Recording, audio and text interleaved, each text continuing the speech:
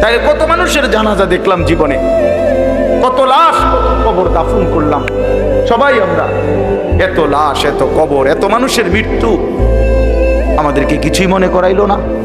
আজকে কবরবাসীদের রুহের মাগফিরাত, আজকে যারা আমাদের আগে কবরে তাদের মাগফিরাত আমরা কামনা করলাম। আল্লাহর কসম বন্ধু, এই অল্প সময়ের ব্যবধান, হয়তো 20 বছর, 30 বছর, 40 বছরের ব্যবধানে, হয়তো 50 বছরের ব্যবধানে, তো আমাদের পরবর্তী জেনারেশন এরকম একদিন আমাদের রুহের মাগফিরাত কামনা করবে। কি এই বেশি দিন নাই, দেখতে দেখতে একদিন শুনবেন আনিসুর রহমান আশরাফি নামে একজন বয়ান করত, সে মারা গেছে। এমনই হবে, এমনই হবে। হযরত ওমর রাদিয়াল্লাহু তাআলা আনহু বলতেন, কুল্লা ইয়াউমিন ইউকালু মাতা ফুলান মাতা ফুলান, প্রতিদিন ঘোষণা হয় আজ অমুক মরলো, অমুক মরলো। ওয়ালা বুদ্দা মিন ইয়াউমিন ইউকালু মাতা উমর, তিনি বলতেন শোনো, অচিরেই একদিন ঘোষণা হবে আজ ওমরের মৃত্যু হলো, আজ ওমরের মৃত্যু হলো। এজন্য মৃত্যু নিশ্চিত, চলে যাব আমরা, এটাই নিশ্চিত। আল্লাহ তাআলা আমাদেরকে অনস্তিত্ব থেকে মানুষ বানিয়েছেন। আমরা কিছুই ছিলাম না, আমাদের কোনো নাম ধাম ছিল না, আমাদের কোনো পরিচয় ছিল না, আমাদের ব্যাপারে কারো কাছে কোনো আলোচনা ছিল না। যেদিন আল্লাহ তাআলা দয়া করে আমাদেরকে মায়ের পেট থেকে জীবিত বের করলেন, সেই থেকে পৃথিবীবাসী আমাদেরকে দেখলো, সবাই আমাকে দেখলো, জানলো, চিনলো, কোলে নিল, আদর করলো, চুমা দিল, পৃথিবীতে আমাদের নাম আলোচনা হইল। তার আগে লম্বা সময় আমরা আলোচনাহীন ছিলাম, শুধু আল্লাহই জানতেন, শুধু আল্লাহই জানতেন। প্রত্যেকটা মানুষকে আল্লাহ তাআলা, এই আয়াত আমি যেটা পড়ছি এবার এটাই বলবো, আমি কথাটা শুধু বুঝাই কইতেছি, তাইলে মিলে যাবে, কথা শেষ। আমরা যারা মানুষ এখানে, আমাদেরকে আল্লাহ তাআলা 7টি ধাপে সৃষ্টি করেছেন। কয়টা স্তরে? 7 ধাপে, 7 স্তরে। প্রথম মাটি, এরপরে বীর্যের ফুটা, 3 নম্বরে রক্ত, জমাট রক্ত, ওই যে কলজার মতো যে রক্ত, এই জমাট রক্ত। 4 নম্বরে গোশতের টুকরা। 5 নম্বরে হাড্ডির একটা খাঁচা, কঙ্কাল। 6 নম্বরে ওই হাড়ের উপরে গোশতের আবরণ, এই গোশত দিয়ে সাজায় দেওয়া। 7 নম্বরে রূহ দিয়ে মায়ের পেট থেকে বের করা। কয়টা হইল? মাটি, বীর্যের ফোঁটা, জমাট রক্ত, গোশতের টুকরা, হাড়ের কঙ্কাল, গোশতের আবরণ, রূহ ফুঁকে দিয়ে মানুষ হিসাবে বের করা। ওয়ালাকাদ খালাকনাল ইনসানা মিন সুলালাতিন মিন তিন, এখান থেকে শুরু হয়েছে। আল্লাহ বলছেন 7 ধাপ। এখন শুনেন, এই যে মাটি যেখান থেকে আল্লাহ তাআলা আমাদেরকে সৃষ্টি করেছেন, এই মাটি প্রথমত পৃথিবীর কোথায় ছিল? আমার দেহের মাটি কেউ জানে না। 2 নম্বরে সরাসরি মাটি থেকে বীর্যের ফোঁটা না, মাটি থেকে রব্বুল আলামিন অগণিত খাবার উৎপন্ন করেছেন। সেই খাবারগুলো আমার বাবা ভক্ষণ করেছে, সেই খাবার, ভক্ষণকৃত খাবার থেকে আমার বাবার শরীরে বীর্যের ফোঁটা তৈরি হয়েছে। বাবা মায়ের মিলনের মাধ্যমে উভয়ের বীর্যের ফোঁটা নির্দিষ্ট রেহেমের মধ্যে একত্রিত হয়েছে। সেখান থেকে ধীরে ধীরে আল্লাহ তাআলা ওই 7টি ধাপে আমাদেরকে মানুষ হিসাবে মায়ের পেট থেকে বের করেছে। তাইলে মাটি হিসাবে কোথায় ছিলাম কেউ জানতো না। খাদ্যের মধ্যে বীর্যের ফোঁটা তৈরি হওয়ার জন্য যে খাদ্য, ফসল, যেই ফল, যেই সবজি, যেই পানি, এ কোথায় ছিল কেউ জানতাম না। এরপরে বাবা মায়ের কোন মিলনে কোন দিন সন্তান এবং শুক্রবিন্দু একত্রিত হলো সেটা আমরা কেউ জানতাম না। এই লম্বা সময়, কত কাল থেকে, কত হাজার বছর থেকে আমাদের মাটি, আমাদের খাদ্যের উপাদান, আমাদের বীর্যের ফোঁটা আল্লাহ তাআলা সেগুলো জমিনের মধ্যে রেখেছেন, আমরা কেউ জানতাম না। আল্লাহ বলেন, আমি কিন্তু প্রথম থেকেই সবটা জানতাম।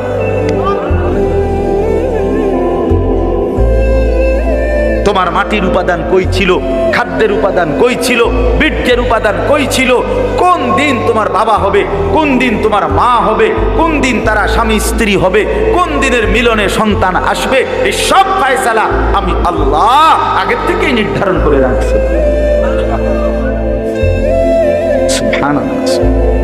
আল্লাহ তাআলা বলে, বান্দা এইভাবে নিখুঁত পরিকল্পনা নিয়ে কত দীর্ঘ সময় নিয়ে আমি তোমারে বানাইছি, আমি তোমাকে বানিয়েছি। তুমি তো কিছুই ছিল না, তুমি তো কিছুই ছিল না। এই কথাইটাই এবার শুনেন, কোরআনুল কারীমের 29 নম্বর পারা 76 নম্বর সূরা, সূরাটার নাম হলো সূরা দাহর। এই সূরার প্রথম 5টি আয়াত আমি আপনাদের সামনে পড়েছি, এবার তরজমা শুনেন, তাইলে আমার কথা শেষ। আল্লাহ তাআলা বলেন, হাল আতা আলাল ইনসানি হিনুম মিনাদ দাহর লাম ইয়াকুম শাইআম মাযকুরা। মানুষ, তুমি ভেবে দেখো, তুমি মনে করো, বুঝতে শেখো যে তোমার উপর দিয়া যুগের পর যুগ দীর্ঘ সময় অতিবাহিত হয়েছে যখন তুমি উল্লেখ করার মতো, পরিচিত দেওয়ার মতো কিছুই ছিল না। লাম ইয়াকুন শাইআম মাযকুরা, তুমি উল্লেখ করার মতো কিছু ছিল না। না তোমার নাম ছিল, না ঠিকানা ছিল, না তোমার বাবার কোনো পরিচয় ছিল, না তোমার মায়ের কোনো পরিচয় ছিল, কিছুই ছিল না তুমি। আমি রব্বুল আলামিন এই সব কিছুকে নির্দিষ্ট সময়ে সময়ে গুছাইয়া এরপরে একদিন, ইন্না খালাকনাল ইনসানা, আমি আল্লাহ মানুষকে সৃষ্টি করেছি, মিন নুতফাতিন আমশাজ, স্বামী স্ত্রীর মিশ্র বীর্যের ফোঁটা থেকে আমি বানিয়েছি। কিন্তু এখান পর্যন্ত আনতে গিয়ে এর আগের মাটি, এর আগের পানি, এর আগের বাতাস, এর আগের খাদ্যের উপাদান, এই সব কিছু কখন কোনটা কোথায় ছিল সবগুলোকে একত্রিত করে সেটা নির্দিষ্ট জায়গায় এনেছি। এই সবটা আমি আল্লাহ করেছি। কতদিন থেকে তোমরা কেউ জানো না, আমি জানি। কথা বলে কে জানতেন? আল্লাহই জানেন। এবার আল্লাহ তাআলা বলেন, এত দীর্ঘদিনের পরিকল্পনা করে আমি আল্লাহ তুমি মানুষকে বানিয়েছি। এখন প্রশ্ন হলো, এত যত্ন করে, এত পরিকল্পনা করে, এত লম্বা সময় নিয়ে কেন তোমারে বানাইলাম? নাবতালিহি, তোমাকে পরীক্ষা করার জন্য, তোমাকে পরীক্ষা করার জন্য। কারণ আমি আল্লাহ তোমাকেই জান্নাত দিতে চাই, তোমাকেই জান্নাত দিতে চাই। আমার আখিরাত তোমার জন্য বানাইছি, জান্নাত আমি তোমার জন্য বানাইছি। এখন আমি দুনিয়ার হায়াত দিয়া পরীক্ষা করতে চাই। নাবতালিহি, আমি আল্লাহ পরীক্ষা করব, কে জান্নাতে যেতে পারবা, কে জাহান্নামে যেতে পারবা। এটা পরীক্ষা করার জন্য পৃথিবীতে এবার থাকতে দিছি। এখন পরীক্ষা করার জন্য যে দিল, এখন আমাকে আল্লাহ তাআলা কি কি দিলেন? আল্লাহ তাআলা বলেন, ফাজআলনাহু সামিআম বাসীরা। এক নম্বরে আমি আল্লাহই তোমাকে শুনতে দিয়েছি, দেখতে দিয়েছি, বুঝতে দিয়েছি। দিল দিলাম, দিমাগ দিলাম, কান দিলাম, চোখ দিলাম। আমি আল্লাহ সারা দেহে আমি আল্লাহকে চিনবার, বুঝবার, জানবার, আখিরাতের বন্দেগী করার সমস্ত যোগ্যতা দিয়েই তোমার শরীর গঠন করেছি। বল, আল্লাহ যদি আমাদেরকে বলতে রুকু দিতে, কিন্তু আমাদের কোমর মনে করেন হয় না, এখন আল্লাহ বলছে আমি করে রুকু করতাম, তাইলে না এটা জুলুম হইতো। কথা বোঝেন নাই? বলছে আমারে সেজদা দিতে, কিন্তু আমি শুইতামে পারি না, আমার হাঁটুও ভাঙ্গে না, কোমরও বাঁকা হয় না, কনুইও বাঁকা হয় না, তো আমি সেজদা দিব কেমনে? এমনটা করছেন আল্লাহ? কথা বলেন না ভাই, এমনটা করছেন আল্লাহ? আল্লাহ তাআলা বলেন, উদাহরণস্বরূপ বলছে, আমি তো কান দিলাম, আমি তো চোখ দিলাম, সারা দেহের যোগ্যতা ফিতরাতাল্লাহিল্লাতী ফাতারান নাসা আলাইহা। আল্লাহ তাআলা বলেন, সৃষ্টিগতভাবে আমি প্রত্যেককে আমি আল্লাহকে মানার যোগ্যতা দিয়েই আমি সৃষ্টি করেছি। এরপরে আল্লাহ বলেন, কথা শেষ, দেখেন আরে 5টা মিনিট। তাহলে এক নাম্বার হলো কি বললেন? একটি লম্বা সময় তোমার কারো কাছে তোমার পরিচিতি ছিল না, আমি শুধু জানতাম আমি আল্লাহ তাআলা ধীরে ধীরে ধাপে ধাপে আমি আল্লাহই তোমাকে এই পৃথিবীতে কি করেছি? সৃষ্টি করেছি, মায়ের পেট থেকে বের করে এনেছি। পরীক্ষা করার জন্য। কি করার জন্য বাপ? এরপরে পরীক্ষা করার জন্য, তুমি যেন পরীক্ষা দিতে পারো ঠিক মতো আর জান্নাত পরে পাইতে পারো, এই জন্য তোমার জন্য কি কি ব্যবস্থা করছি জমিন। 1 নাম্বার, তোমার একটা দেহ দিছি, যেই দেহের মধ্যে বুঝবার, শুনবার, দেখবার, উপলব্ধি করার, ভাববার সমস্ত যোগ্যতা দিছি। 1। 2 নাম্বার, নিজে নিজে বুঝা আর বুঝবা কদ্দুর, নিজে নিজে দেখে আর চিনবা কদ্দুর। এই জন্য ইন্না হাদাইনাহুস সাবিলা, আল্লাহ তাআলা বলেন আমি নিজেই আমার পক্ষ থেকে যুগে যুগে নবীর মাধ্যমে, রাসূলের মাধ্যমে, কিতাবের মাধ্যমে, উলামায়ে কেরামের মাধ্যমে আমি আল্লাহ তোমার জন্য ওই আমি পরীক্ষা করে কোন রাস্তাটা চাই, জান্নাতের সেই রাস্তা আমি নিজেই দেখায় দিয়েছি। আমি পথ বলেও দিয়েছি, এটা ডান, এটা বাম, এটা জায়েজ, এটা না জায়েজ, এটা হালাল, এটা হারাম, এটা উচিত, এটা অনুচিত, এটা করো, এটা ছাড়ো। এটা আল্লাহ তাআলা বলেন নবীর মাধ্যমে, রাসূলের মাধ্যমে, কোরআনের মাধ্যমে, আউলিয়ার মাধ্যমে, উলামায়ে কেরামের মাধ্যমে, রাহবার পথ প্রদর্শকের মাধ্যমে আমি আল্লাহ বারবার বারবার বারবার তোমার কাছে পৌঁছেছি। তাহলে কি সমস্যা করলাম আমি তোমার? আল্লাহ বলেন আমি তোমার জন্য কোন ইন্তজামটা করি নাই? তোমার এই সমস্ত বন্দিগি করার মতো যোগ্যতা সম্পন্ন একটা শরীরও দিছি, আর কি করবা বুঝাইয়া দেওয়ার জন্য আমি আল্লাহ তাআলা আমার পক্ষ থেকে পথ প্রদর্শক সবই তো দিলাম। বলেন কি কারণে নষ্ট হইলাম? কি কারণে চরিত্রহীন হইলাম আমরা? আমার ভাই বলে, আমার এই শেষ কথাটা রাত্রিবেলা শুনেন, ভাবেন, ছেলেরা তোমরাও ভাবো, বাবারা আপনারাও ভাবেন। আমাদের রব আল্লাহ, আমাদের নবী মুহাম্মদুর রাসূলুল্লাহ সাল্লাল্লাহু আলাইহি ওয়াসাল্লাম, আমাদের কিতাব কোরআন, আমাদের ধর্ম ইসলাম, এই 4টা জিনিস সর্বশ্রেষ্ঠ। আল্লাহ সর্বশ্রেষ্ঠ, নবী মুহাম্মদ সাল্লাল্লাহু আলাইহি ওয়াসাল্লাম তিনি, কথা বলেন না, সর্বশ্রেষ্ঠ কিনা বলেন? কোরআন, ইসলাম, আল্লাহ, নবী, কোরআন, ইসলাম, সর্বশ্রেষ্ঠ 4টি জিনিস আল্লাহ তাআলা আমাদেরকে দিলেন। এই 4টি সর্বশ্রেষ্ঠ জিনিস দিয়ে আল্লাহ পাক রব্বুল আলামিন আমাদেরকে দান করলেন। বিনিময়ে আমরা কেন পথহারা হই? বলেন কি কারণে নষ্ট হল? কিসের অভাব ছিল আমাদের? না বুঝানোর অভাব, না বুঝার মতো জিনিসের অভাব। আল্লাহ বলেন এত উলামায়ে কেরাম, এত ইমাম, এত খতিব, এত উলামা, এত আউলিয়া, এত কিছুর মাধ্যমে বললাম, কেন আমারে চিনলাম, কেন আমারে বুঝলাম? এই জন্য আল্লাহ তাআলা বলেন ইন্না হাদাইনাহুস সাবিলা, আমি আল্লাহই তোমাদের জন্য শরীরের দেহ অঙ্গ প্রত্যঙ্গ যেমন দিলাম, আমার পথ থেকে, আমি আমার পক্ষ থেকে তোমাদেরকে জান্নাতের রাস্তাও দেখাই দিলাম। এইবার আমি শুধু দেখতেছি দুনিয়ার হায়াত দিয়া ইম্মা শাকিরা ওয়া ইম্মা কাফুরা, কে কে আমার অনুগত কৃতজ্ঞ আর কে কে আমার অবাধ্য। ঠিক আছে, চলো ভাত তরকারি খাইতে খাইতে আগাও, কেউ সেজদা দিয়ে আগাও, কেউ সেজদা না দিয়ে আগাও। চলো বান্দা আসো, আগায় আসো। এই আস্তে আস্তে সবাই আমার কবরে চলে আসবা, এরপরেই দেখবা কোনটা সুখ আর কোনটা দুঃখ, কোনটা প্রাপ্তি আর কোনটা অপ্রাপ্তি। এই শেষ এবার আল্লাহ বলেন ইন্না আ'তাদনা লিল কাফিরিনা সালাসিলা ওয়া আগলালা ওয়া সাইরা, মনে রেখো আমি আমার নাফরমান প্রতিটা বান্দার জন্য ওই আখিরাতে রেডি রেখেছি সালাসিলা, আগুনের শিকল, ওয়া আগলালা, এবং আগুনের বেড়ি, ওয়া সাইরা, উত্তপ্ত দগদগে উত্তপ্ত আগুন জাহান্নামে। আইসো বান্দা, আইসো, টের পাই, 1 সেকেন্ডেই বুঝাই দেব আমি মালিক কেমন ছিল। ভাত খাওয়াইছি মনে করছি দেখা, তুমি মনে করছো আমি তোমার ছেড়ে দিয়ে রাখছি। হ্যাঁ, অনেকেই এটা ভাবে যে কিরে আমি যে এত বাটফারি চিটারি করি, কেউ দিয়ে আমার কিছু কয় না, আল্লাহ দিয়ে কিছু কয় না। বেটা ছাগল, আল্লাহ তো এর থেকে বাটফার চিটারও কিছু কয় না, তো কিছে? আল্লাহ তো বলছে দুনিয়া পরীক্ষার জায়গা। পরীক্ষার হলে তো টিচার দেখে, এতে ভুল লিখতেছে তো সারে মাতে না, এত পরীক্ষা দিচ্ছে। কথা বোঝেন নাই?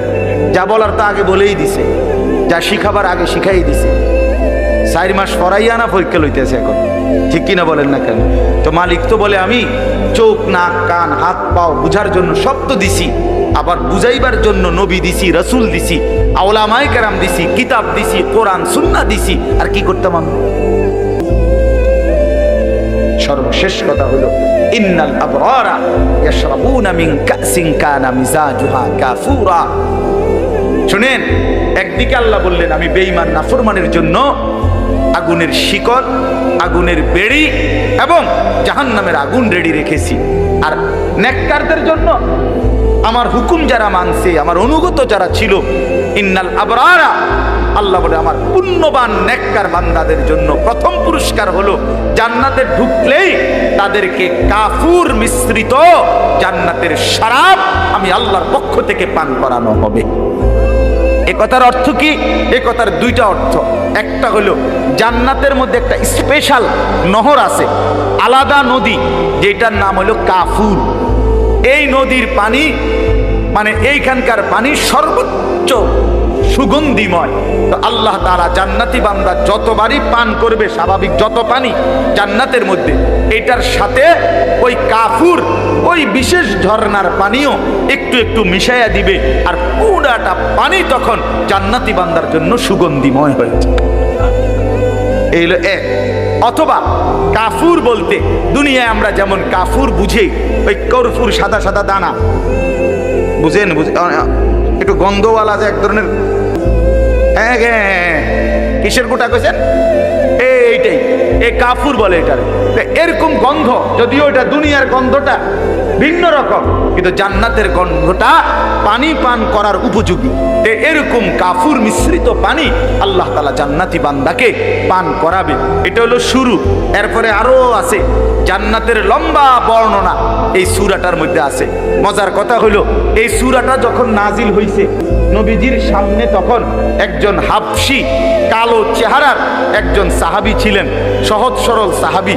উনি নবীজির জবান দিয়া এই সূরার জান্নাতের বর্ণনা শুইনা একটা চিৎকার মারছে খুশিতে, ওইখানে ইন্তেকাল করছে। তাফসীরের মধ্যে আছে নবী সাল্লাল্লাহু আলাইহি সাল্লাম বললেন সাহাবীদেরকে, শোনো, তোমাদের এই সাথী জান্নাতের আগ্রহে জীবন দিয়ে দিছে, জীবন দিয়ে দিছে। এই ছিল মুমিনের জীবন। মুমিন জান্নাতের আগ্রহে জীবন দিয়ে।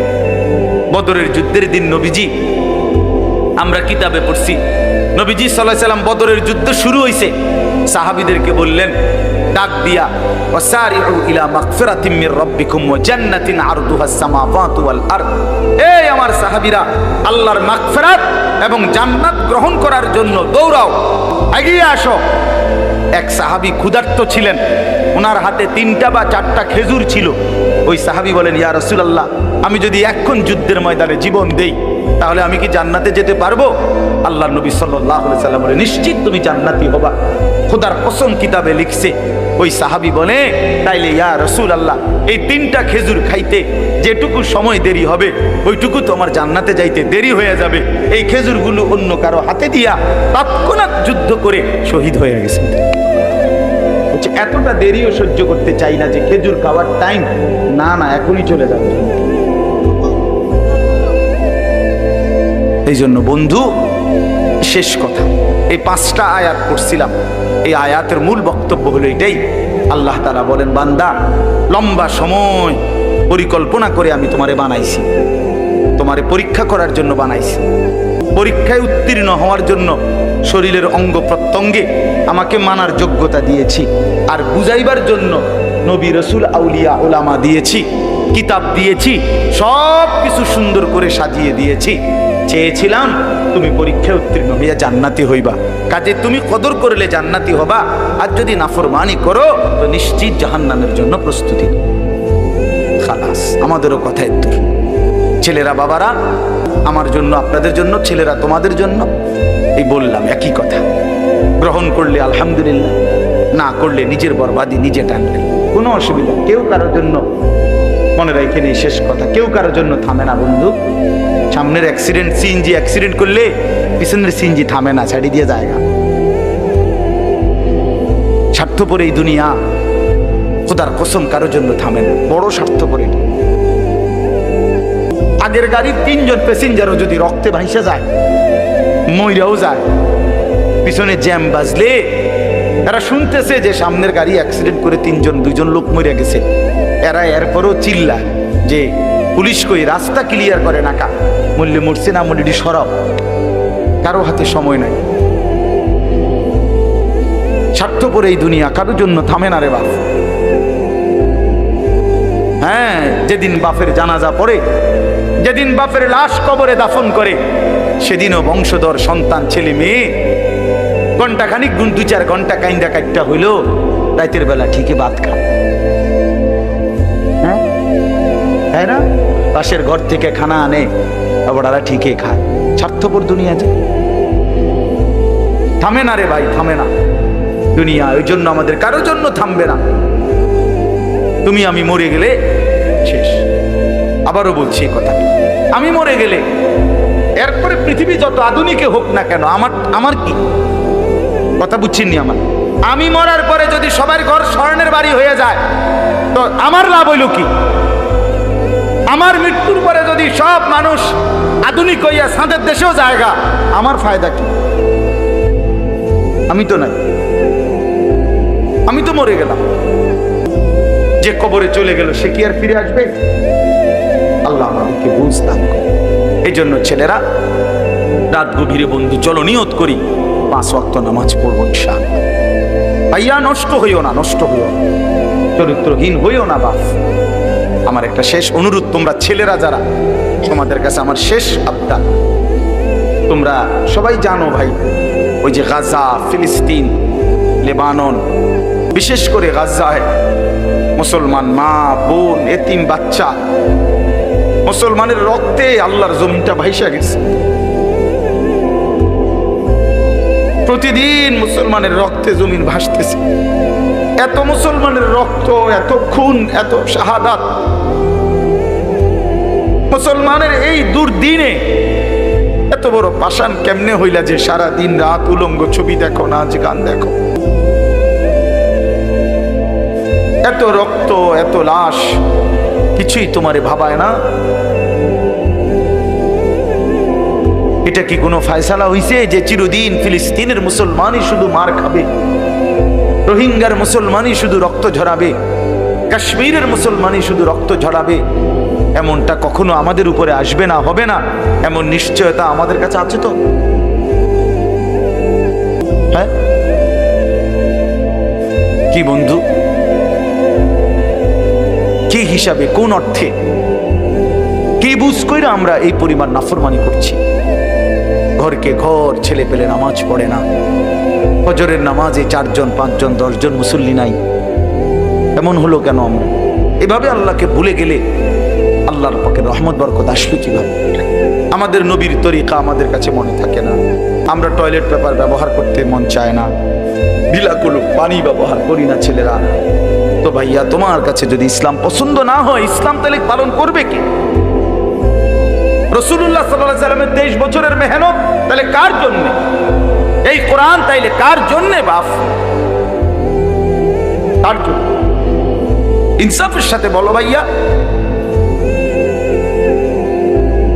অনেক ছেলে তোমরা এখানে বসছো, এই যে এখন চেহারার দিকে তাকাইলে বুঝাই যায় এশার নামাজও পড়ো নাই, মাগরিবের নামাজও পড়ো নাই। আরে জানোয়ার, বেনামাজিরে দেখলে চিনা যায়। বেনামাজি তো মানুষের বাচ্চা না। আমার তো সাফ কথা, বেনামাজি কোনো মানুষের বাচ্চা না। বেনামাজি এটা জানোয়ার, বেনামাজি এটা হাইওয়ান। যার কপালে সেজদা নাই এটা চতুষ্পদ জন্তু, এটা জানোয়ার ছাড়ার কিচ্ছু। পরে মানুষের থেকে আলাদা চিনা যায়। ওই যে মানুষ না, এটা বুঝাই যায়। ওই জীবন মানে জন্তু জানোয়ারের মতো শুধু ভোগ করা, এটাই চিনছে। কোরআনুল কারীমের মধ্যে আল্লাহ তাআলা বলছে, সেজদা দিলি না তো তুই আজ থেকে শয়তান। শয়তান রে কোন দিন থেকে শয়তান কইছে? যেদিন সেজদা দিল। নাকি এর আগে কইতো শয়তান? বুঝেন নাই কথাটা? যেদিন থেকে সেজদা দেয় নাই, আরে বাবা সেদিন থেকে তারে বলে শয়তান। এর আগে কি তারে শয়তান কইতো? তো কি বুঝলেন? সে তো ফেরেশতাদের শিক্ষক ছিল, মুআল্লিমুল মালাইকা ছিল সে তো জিন ছিল। কোরআন শরীফে আছে কানা মিনাল জিন। আল্লাহ বলছে আজকের থেকে তুই শয়তান, আজকের থেকে তুই রাজিম, অভিশপ্ত। আউযু বিল্লাহি মিনাশ শাইতানির রাজিম।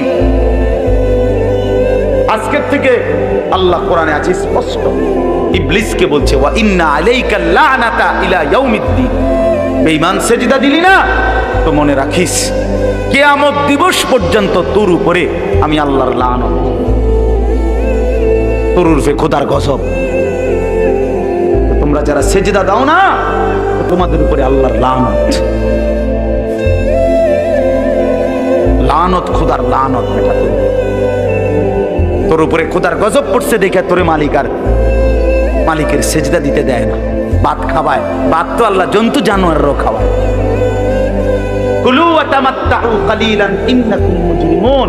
কোরআন শরীফে আছে আল্লাহ বলে বেঈমান ওয়া তামাত্তাউ, দুনিয়া ভোগ কর, কালিলান, কিছু সময়ের জন্য, ইন্নাকুম মুজরিমুন, তবে মনে রাখিস তুই কিন্তু পাপী। 8টা বাজে নাস্তা খাইতে বসছিস বেঈমান, ঠিক আছে খাইতে দিলাম, তবে মনে রাখিস তুই কিন্তু ফজরের নামাজ পড়স নাই, আমি মালিকের হিসাব আছে। রাত 10টা বাজে নাফরমান খাইতে বসলা, আল্লাহ বলে ডাক নাফরমান খা, দুনিয়া আমি সবাইরে খাইতে দেই, কিন্তু মনে রাখিস তুই কিন্তু এশার নামাজ পড়ো নাই।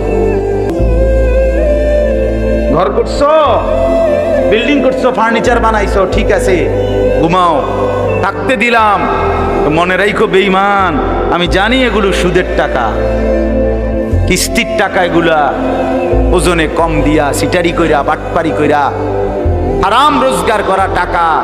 আও ঠিক আছে, আও, অসুবিধা নেই।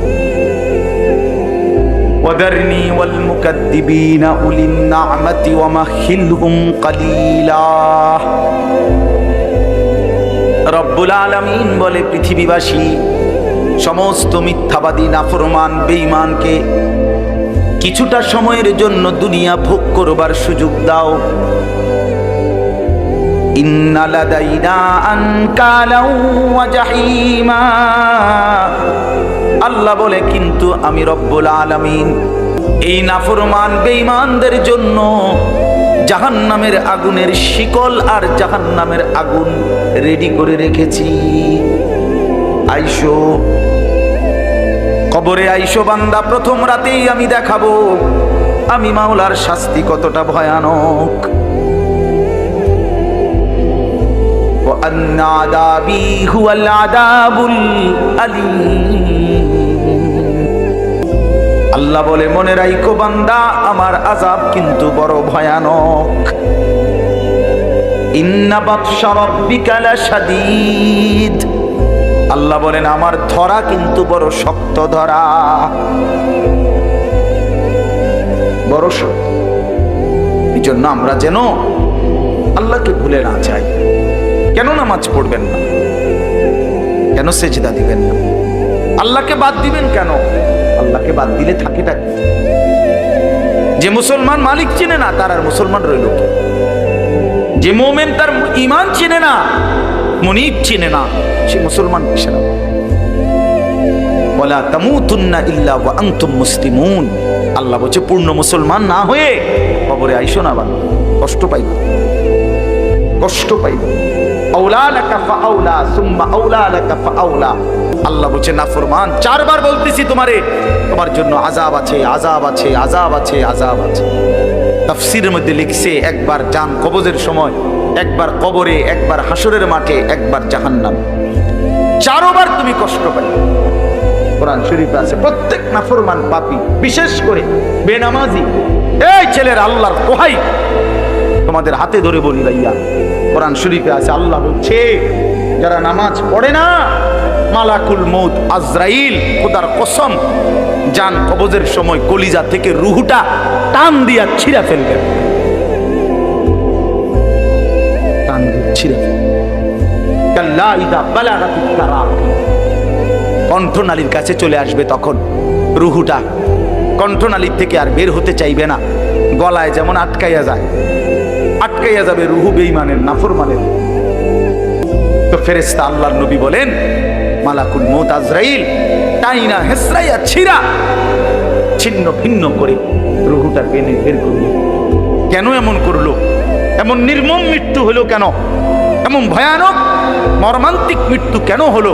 কোরআন শরীফ আল্লাহ সরাসরি বলছে, ওয়ালা সাদ্দাকা ওয়ালা সাল্লা।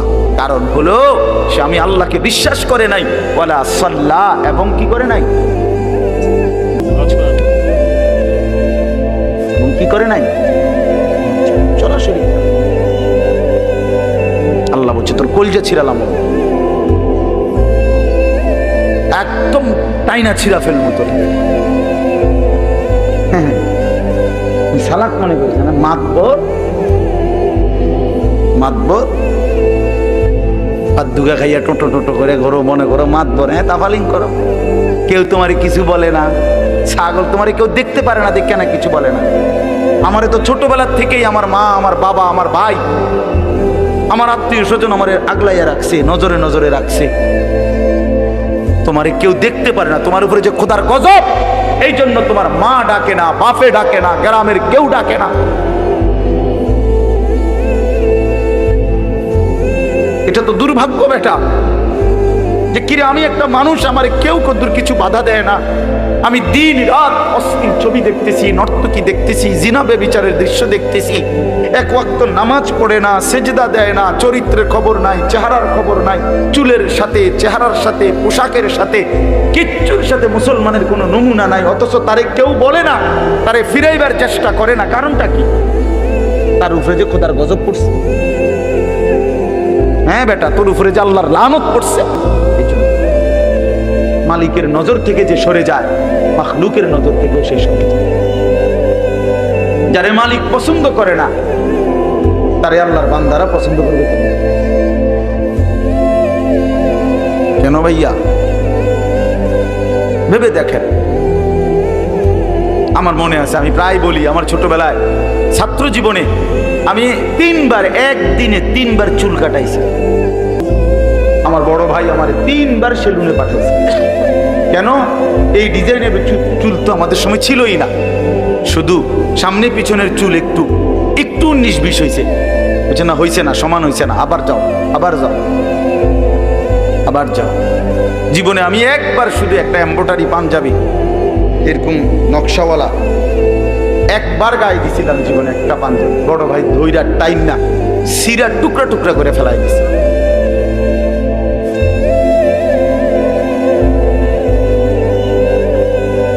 বাজান, আস্তে আস্তে আস্তে আস্তে অন্যদের ক্ষতি হয়, অন্যদের কষ্ট হয়। এই জন্য ছেলেরা আমি মাঝে মাঝে এটা অস্থিরতা বোধ করে বলি, আমার ভাই, আমি তোমার পরিবর্তন চাই, আমি তোমার বদলানো দেখতে চাই। তুমি নষ্ট হইও না, তুমি বরবাদ হইও না।